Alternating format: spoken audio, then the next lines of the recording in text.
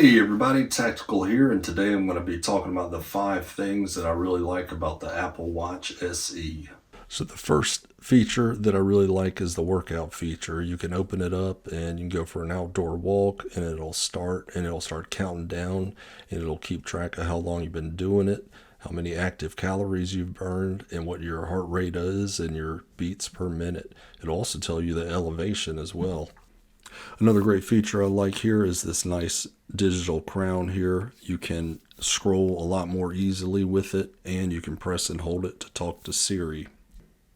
The third key feature that I really like is the ability to remove the bands. So you press that button right there, and then you slide the band off. Another feature I love is the ability to change the watch face. So you can customize it to have a different look. You can also customize it to have your heart rate display, to have maybe your workout button in the bottom left. Just all kinds of different possibilities.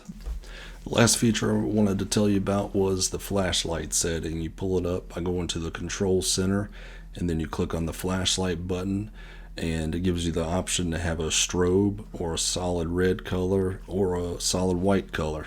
Well, thanks for watching the video, everybody, and please be sure to like and subscribe, and also check out my website, tacticaltechtalk.com. Thank you.